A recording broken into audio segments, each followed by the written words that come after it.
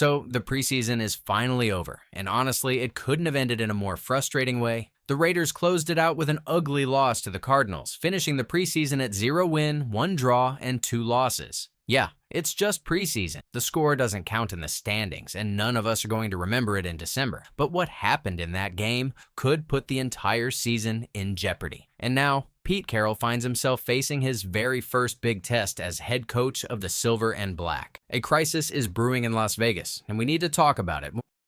What's up, Raiders fans? Welcome to the NFL Playbook Raiders. If you're new here, don't forget to hit that subscribe button. This channel is all about breaking down everything you need to know about the Raiders. The truth is, this wasn't just another preseason game. This one exposed weakness, highlighted depth problems, and delivered a gut punch that could derail everything before the season even begins. And at the center of it all, the responsibility falls on Pete Carroll. He may be new to Las Vegas, but he's not a rookie coach. He knows what it means to have your roster ready, to make the right calls, and to prepare for the unexpected. And right now, after that final preseason game, Pete Carroll faces his very first major test as the head coach of the Raiders. So let's break this down, because I want you to understand exactly why this moment feels like a turning point. First, let's talk about what happened in that game against the Cardinals.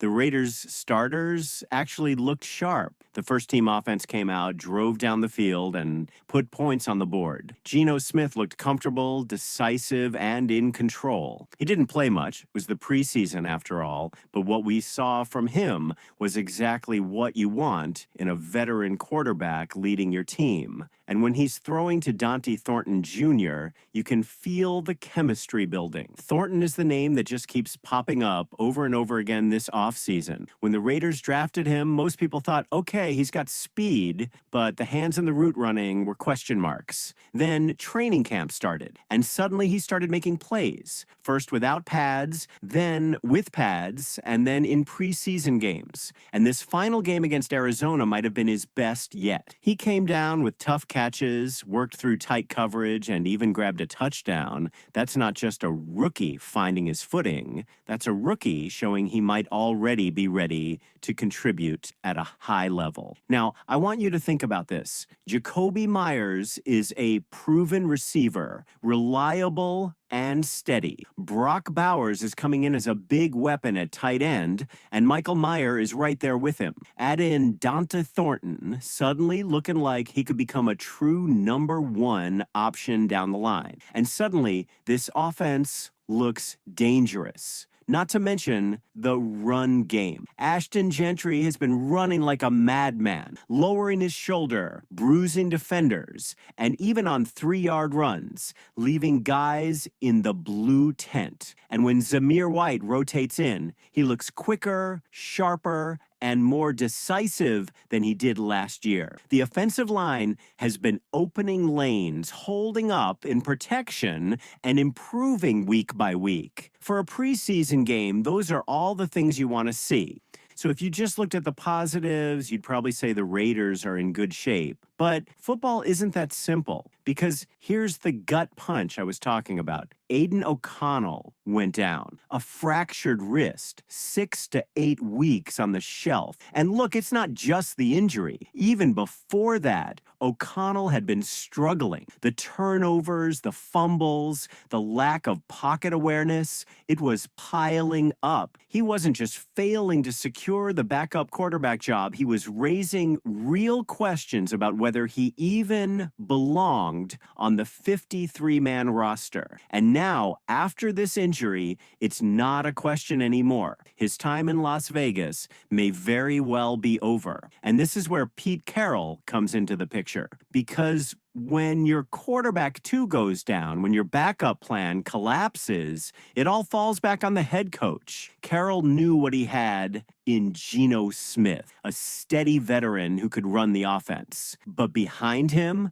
O'Connell and Cam Miller. Cam's got raw talent, flashes here and there, but he's not ready to step in and run this team if Geno gets hurt. O'Connell had experience, but he never looked like a good fit in Chip Kelly's offense, and now he's out injured. That leaves Carroll staring at a quarterback room that begins and ends with one name, Geno Smith. And that's a dangerous place to be in the NFL. Because let's be honest, no team survives the season without needing their QB2 at some point. It's just the reality of this league. Carroll even admitted it himself in the press conference. The Raiders are going to be looking everywhere for another quarterback. He didn't give details, didn't want to show their hand, but he made it clear they need help, and they need it fast. Whether it's a veteran free agent, a young guy cut from another team, or even a trade target, Carroll has to find someone who can step in behind Geno and keep this season alive if disaster strikes. And that's why this is his first big test. Because let's say the Raiders